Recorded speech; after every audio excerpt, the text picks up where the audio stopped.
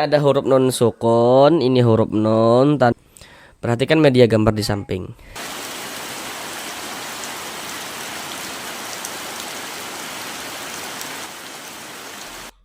Assalamualaikum warahmatullahi wabarakatuh. Jika saudara semuanya, Bapak dan Ibu masih belum lancar di dalam membaca Al-Quran, kemudian masih belum memahami ilmu tajwid, mari belajar mengaji Al-Quran di channel ini. Di sini kami akan berusaha untuk membantu saudara semuanya, baik Bapak dan Ibu yang sudah lansia maupun saudara yang masih muda, yang kiranya memiliki permasalahan belum lancar di dalam membaca Al-Quran, kemudian belum memahami ilmu tajwid, maka di sini kami akan berusaha untuk membantu saudara semuanya, Bapak dan Ibu, agar dapat dengan mudah dalam memahami ilmu tajwid, supaya dapat memperbaiki dan melancarkan bacaan Al-Qur'annya. Jadi nanti untuk penjelasan tajwidnya akan kami jelaskan dengan pelan-pelan, ditambah media gambar di dalam penjelasannya. Harapannya itu semoga dapat langsung bisa dipahami dengan mudah. Kemudian untuk membaca Al-Qur'annya juga kita baca bersama-sama dengan pelan-pelan, supaya dapat melatih, menterapi bacaan Al-Quran Bapak dan Ibu bagi yang belum lancar di dalam membaca Al-Qurannya, agar dapat melatih supaya bisa segera lancar di dalam membaca Al-Qurannya.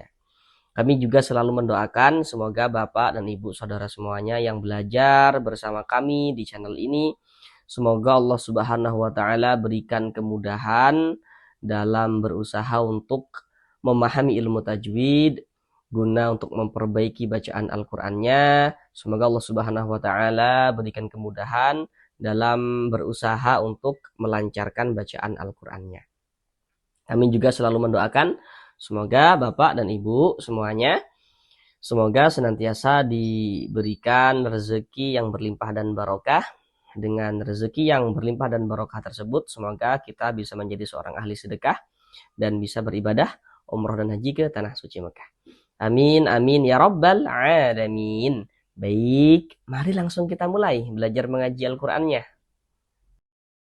Marilah bersama-sama kita lanjutkan kembali belajar mengaji Al-Qur'an kita dengan penjelasan ilmu tajwidnya yang akan kami jelaskan dengan pelan-pelan. Jadi nanti untuk membaca Al-Qur'annya kami bacakan dengan pelan-pelan supaya mudah diikuti, untuk melatih, untuk menterapi bacaan Bapak Ibu yang belum lancar. Untuk ilmu tajwidnya juga akan kami jelaskan dengan pelan-pelan, semoga dapat langsung bisa dipahami, supaya dapat memperbaiki, dapat melancarkan bacaan Al-Quran daripada saudara semuanya, Bapak dan Ibu yang ada di rumah. Sekarang ini kita masuk pada surah Al-Waqi'ah ayat yang ke-69. Mari kita baca bersama-sama terlebih dahulu dengan pelan-pelan, baru setelahnya kita pelajari tajwidnya dengan pelan-pelan. Bismillahirrahmanirrahim. Aantum anzaltumuhu minal muzni am nahnul munzilun.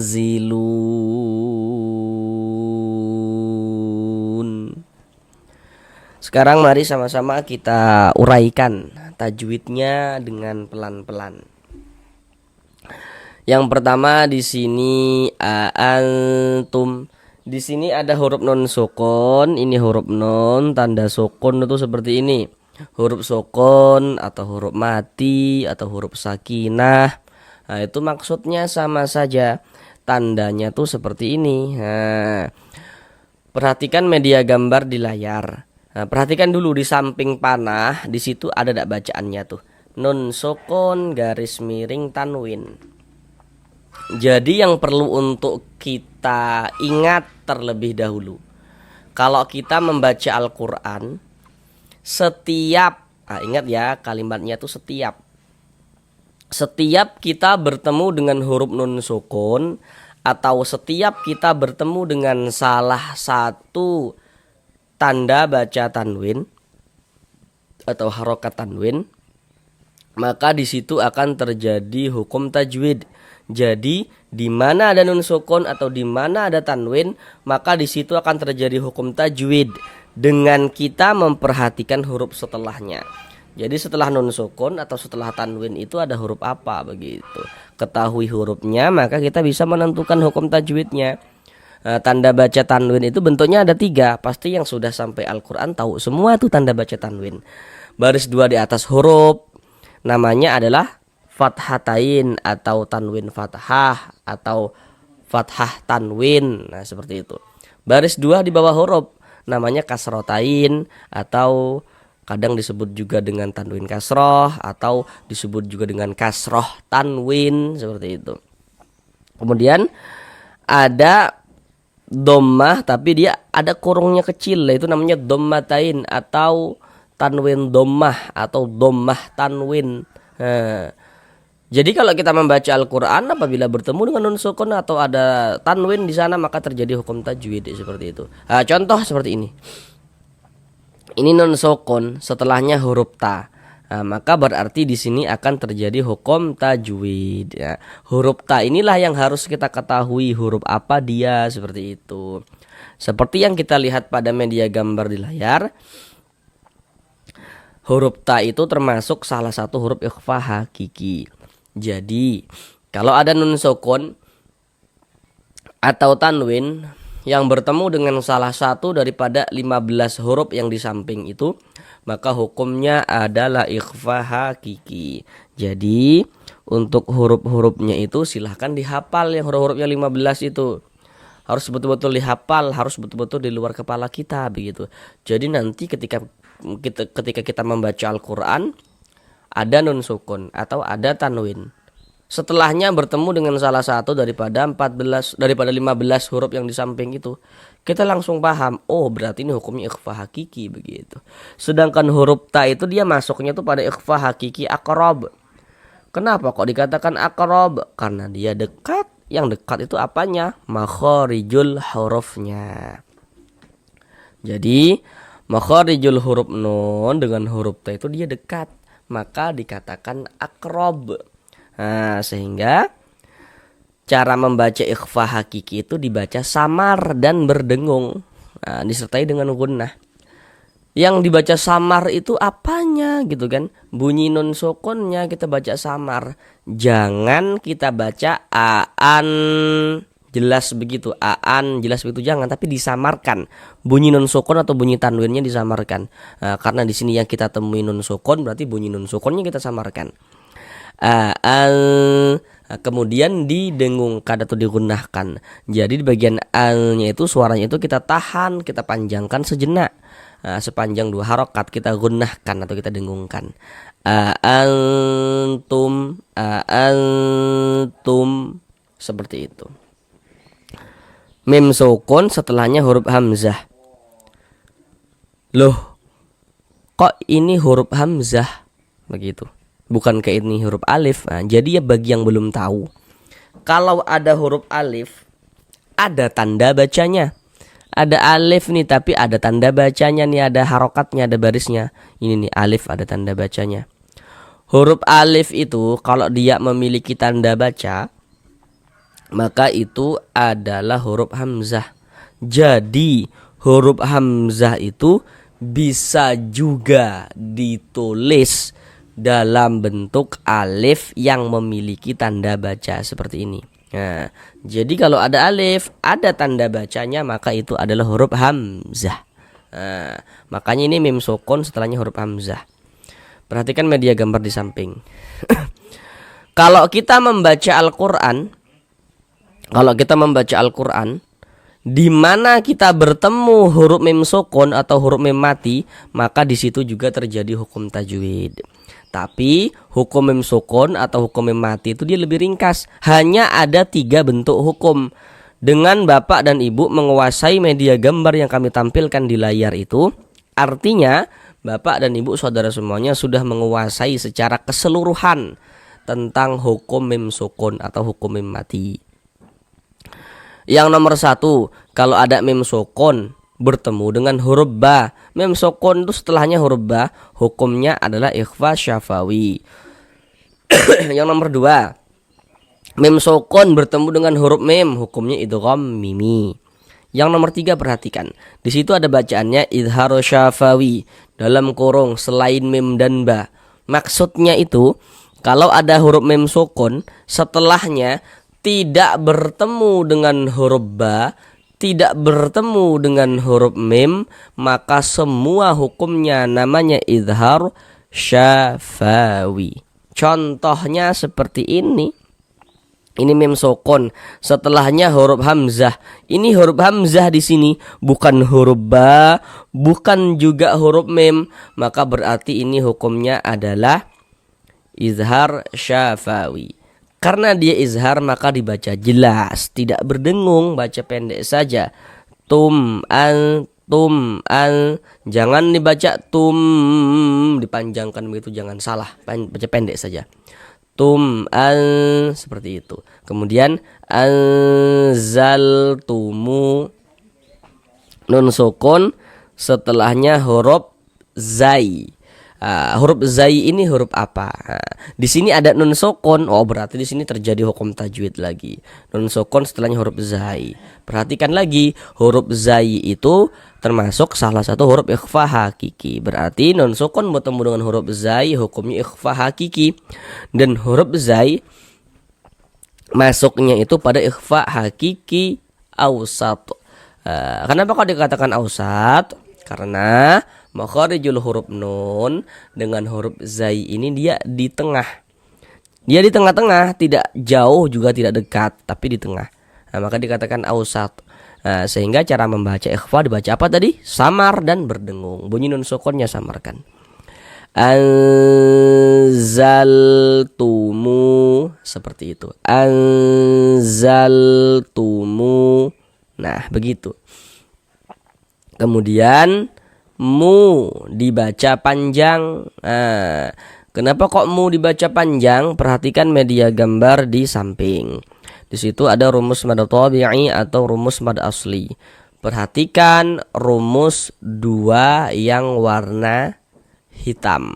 Di rumus 2 warna hitam, di situ dapat kita lihat kan, ada huruf waw sukun atau huruf waw mati. Sebelum waw sukun atau waw mati, di situ ada harokat dhammah atau tanda baca dhammah. Di bawah tanda baca dhammah itu ada titik-titik. Nah, titik-titik di sana tuh letaknya huruf yang dibaca panjang. Jadi cara membaca media gambar rumus 2 yang warna hitam itu, yakni kalau ada huruf waw sukun, sebelum huruf waw sukun ada huruf yang memiliki harokat dhammah, maka huruf yang memiliki harokat dhammah tersebut dibaca panjang. Nah, contoh seperti ini. Ada huruf waw ya, atau huruf wawu. Ada huruf waw, ada tanda sukun.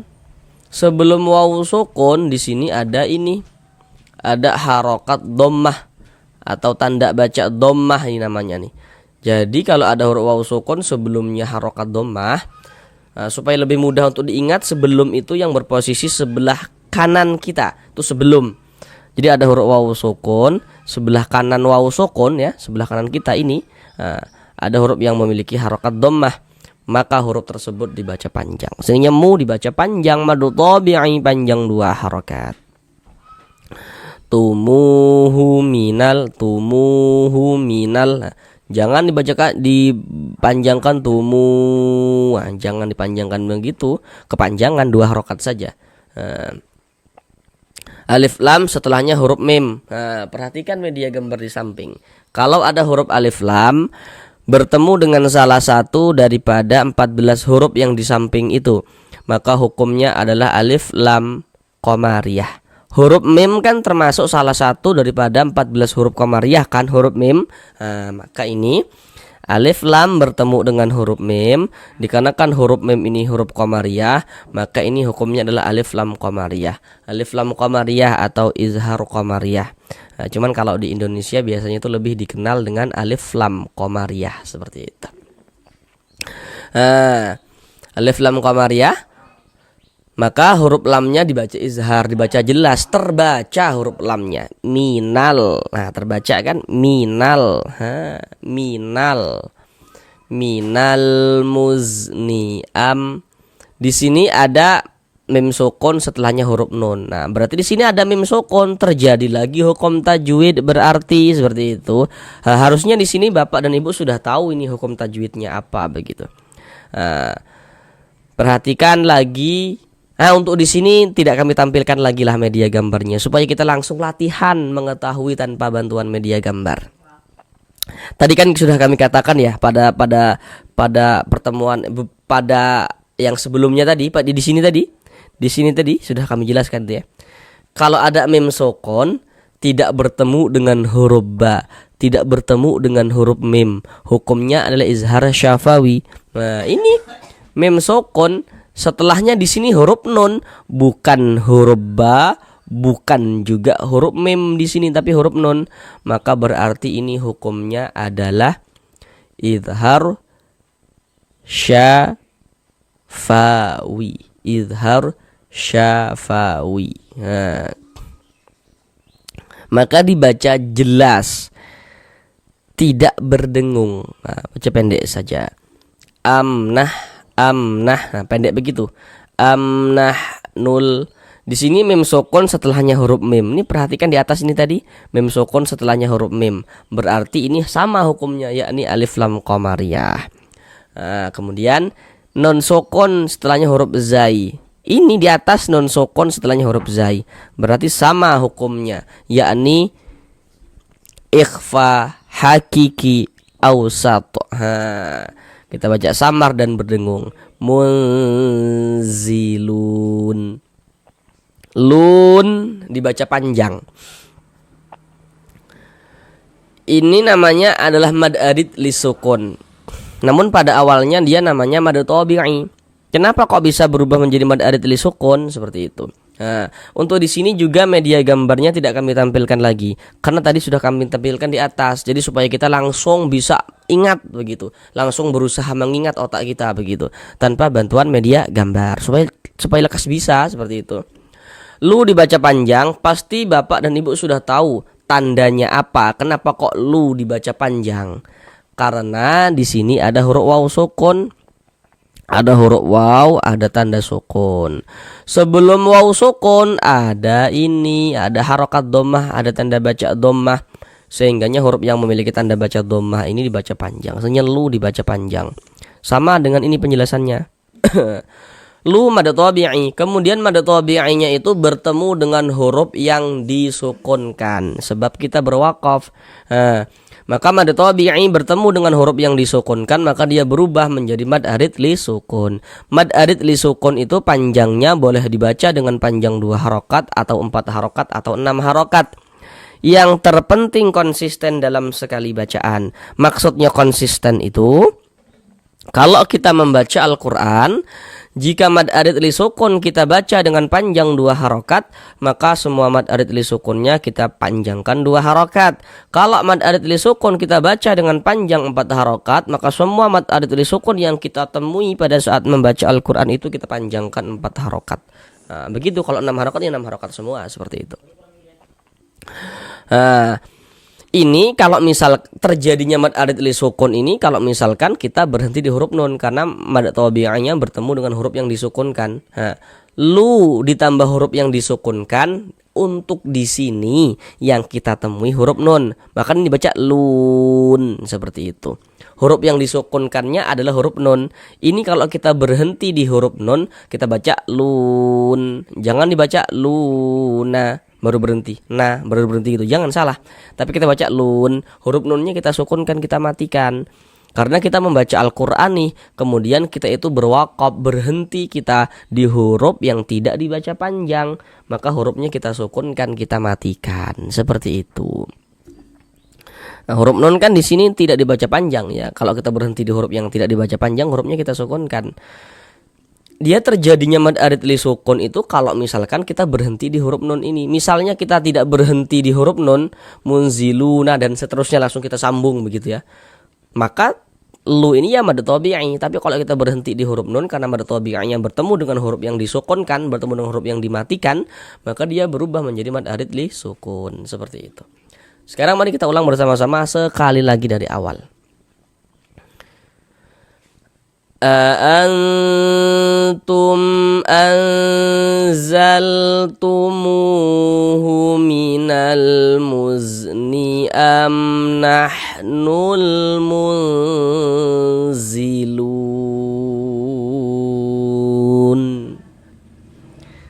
Sampai di sini belajar mengaji Al-Qur'annya. Sampai bertemu di pembelajaran yang berikutnya. Assalamualaikum warahmatullahi wabarakatuh.